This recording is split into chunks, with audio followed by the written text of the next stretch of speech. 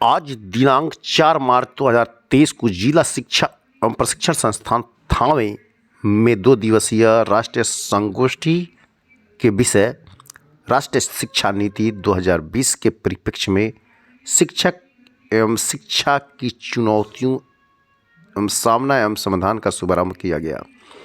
आपको बता दें कि सेमिनार के मुख्य अतिथि विजय झा, पूर्व प्रचार डायट कुमार बाग, विशिष्ट अतिथि इम्तियाज आलम, शिक्षा संकाय अध्यक्ष BN मंडल, विश्वविद्यालय मधेपुरा के सह प्राचार्य अध्यापक सह महाविद्यालय तिर्की मुजफ्फरपुर आदि उपस्थित थे। कार्यक्रम का शुभारंभ सरस्वती वंदना से किया गया।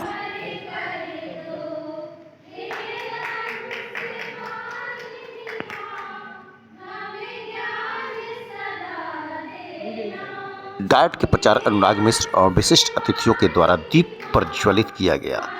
इस मौके पर न्यू एजुकेशन पॉलिसी पर क्या कहे विद्वान, क्या कहे हमारे डायट गोपालगंज के प्रचार, आए सब विद्वानों की सुनते हैं जुबानी। नीप जो नई शिक्षा नीति थी 1986, उसके बाद जो बदलाव उसमें होते गए 1992 में, फिर जो न्यू एजुकेशन प्लान 2020 जो आया, उसमें क्या बदलाव है, कहाँ तक कारगर है, क्या कहते हैं ये विद्वान। इंडिया जो है सॉफ्ट पावर है। हमें लगता है कि सॉफ्ट स्किल में, सॉफ्ट पावर में हमें लगता है कि दुनिया का कोई देश इंडिया के सामने खड़ा नहीं हो सकता। इसलिए इंडिया के लिए एजुकेशन का पैरामीटर्स, एजुकेशन का जो स्ट्रक्चर है वो बिल्कुल डिफरेंट है। हम चाइना नहीं हैं कि हम मशीन बनाते हैं, हम व्यक्ति बनाते हैं, पर्सनालिटी बनाते हैं, ऋषि बनाते हैं, महर्षि बनाते हैं, स्पिरिचुअल लोग बनाते हैं। हमारे सोसाइटी में केवल साइंटिस्ट ही नहीं है, ऋषि भी है, स्पिरिचुअल लोग भी हैं, सोशल एक्टिविस्ट भी हैं, टीचर भी हैं। पालना मुश्किल है, पालना मुश्किल है। आप जानते होंगे कि पहले हमारे परिवार की जो व्यवस्था थी वह इंस्ट्रक्शनल मेथड पर चलती थी, वही चलता था और वही का पालन होता था, बच्चों का चरित्र निर्माण होता था, अच्छे नागरिक बनते। यह दौर समाप्त। उसके बाद दौर आया डिस्कशन का। लोग कर रहे हैं ये डिस्कशन है, तो डिस्कशन का दौर आया कि मां संपूर्ण परिवार बैठ गया, सबसे राय ली गई और उस दौर का जो बच्चा पैदा हुआ वह बच्चा कहते हैं कि ठीक है, सबकी बात सुन लिया, कहते हैं ठीक है। उसके बाद आया डिबेट का। डिबेट शुरू हुआ, ये दौर समाप्त हुआ तो अब हुआ डिबेट। तो डिबेट का दौर शुरू हुआ, गलत साबित करने का आपकी बात। कोई चीज होगा तो गलत साबित करेगा। मां कहेगी कि बेटा सामान ले आ बाजार से, तो क्या किस बाजार से? क्वेश्चन शुरू हुआ, किस बाजार से? कहेगा फलाना। उस बाजार से क्यों? उस बाजार से क्यों नहीं? ये डिबेट करेगा अपनी बात करने के लिए कि हमारी मर्जी जहाँ है वहाँ खींच के ले जाए, वो नियम संगत है कि नहीं।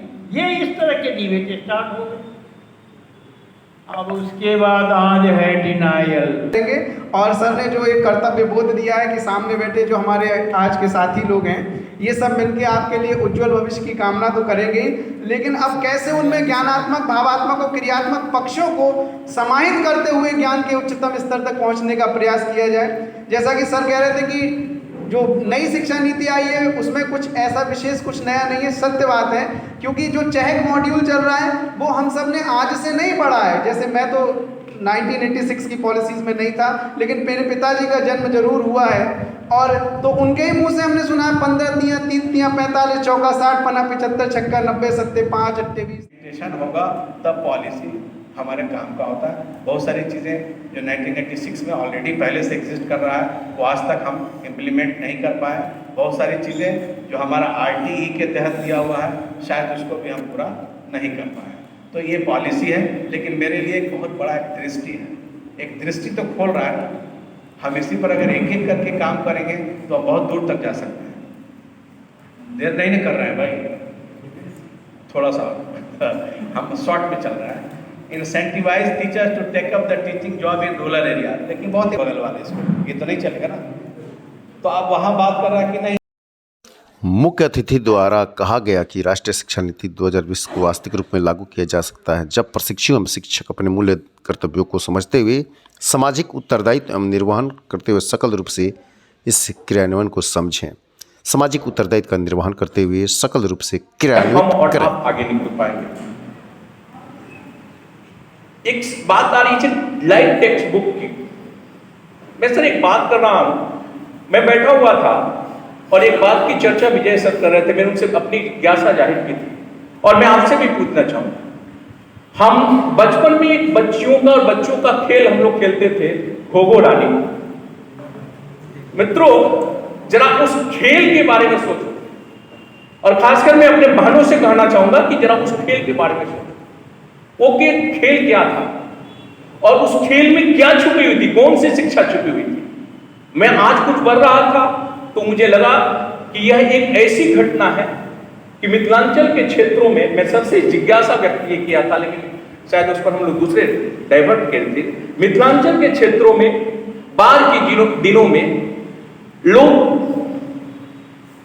अनुमान के मुताबिक ऊंचे स्थानों पर चले जाते थे और उस अनुमान के अनुरूप अगर ऊंचे स्थान पर चले गए और वहां तक बाढ़ की पानी नहीं हो तो बच गए। अगर वह अनुमान उनका फेल हुआ तो घोघो रानी का दशा होता था और डूब मरते थे। और ये स्थिति मिथिलांचल की एक लोक कथा पर आधारित इतना पानी घोघो रानी का है। और मैं यह चाहूंगा कि वैसी परंपरा के लोग जो पहले से अपने लोक संस्कृतियों के माध्यम से बाढ़ की स्थिति को जान जाते थे, मौसम की स्थिति को जान जानते थे, वो हमारे नवाचार शिक्षा पद्धति में शामिल करना चाहिए। वो आवश्यक हमें शामिल करना चाहिए कि 15 30 45 चौके 4 90 सदे पिछो 8 बीच 9 पैसे झकाट मड़िया 150 ये शामिल करना चाहिए। 2 1 या 2 2 2 या 4 रटते हमारे बच्चे अंग्रेजी के वर्ड सीखते सीखते बूढ़े हो जाएंगे, लेकिन आपके लोक भाषा में सीखे हुए बच्चे कहीं ना कहीं आपके डायट के इस प्रशिक्षण को सफल करके दिखाएंगे और उनके एक मैच्योर उम्र के पड़ाव तक आते आते आपके डायट के नाम को पूरे विश्व पटल स्थापित कर देंगे। मैं बात कर रहा हूं ब्रिटेन, जहां से इंग्लिश। सभा में उपस्थित उमाशंकर प्रसाद जो कि राष्ट्रीय भोजपुरी संस्थान नई दिल्ली और DPO माध्यमिक प्रियेश कुमार और सिवान के डाइट के प्रचार राजन कुमार साथ ही उपस्थित थे। कार्यक्रम में उपस्थित जो हमारे और पदाधिकारीगण थे, अभी समय अभाव में चले गए, अप्रत्यक्ष रूप से मैं उनको भी धन्यवाद ज्ञापित करता हूं। राहुल सर हमारे बीच प्राचार्य डाइट सीवान उपस्थित हैं, इनको भी बहुत बहुत आभार, बहुत बहुत धन्यवाद। आप अपना इतना व्यस्तम समय निकाले हैं, कॉलेज का बहुत सारा काम है, जाना चाह रहे हैं, रुके हुए हैं, बहुत बहुत आभार, बहुत बहुत धन्यवाद आपको भी। साथ ही हमारे बीच कुछ और गणमान्य उपस्थित हैं, आप सभी लोगों को बहुत बहुत आभार है, बहुत बहुत धन्यवाद है। आप अपने व्यस्तम समय में हमारे इस सेमिनार की शोभा बढ़ाने के लिए आए हैं, आप सभी को मैं धन्यवाद ज्ञापित करता हूं। मंच पर उपस्थित हमारे सभी व्याख्यातागण, हमारे सभी प्रशिक्षु हमारे सभी अध्यापकगण, जितने भी लोग इसमें प्रतिभागी कर रहे हैं, आप सभी को बहुत बहुत धन्यवाद, बहुत बहुत आभार। और इस सफलता को तय करने के लिए, सेमिनार को कामयाब बनाने के लिए आप सभी की उपस्थिति और आप सभी का प्रयास निसंदेह है इसमें शामिल, तभी हम लोग यहाँ पे इस तरह के कार्यक्रम को आयोजन कर पा रहे हैं। आप सभी के लिए एक बार पुनः धन्यवाद, पुनः आभार। आज वर्तमान समय में जिस प्रासंगिकता की बात की जा रही है,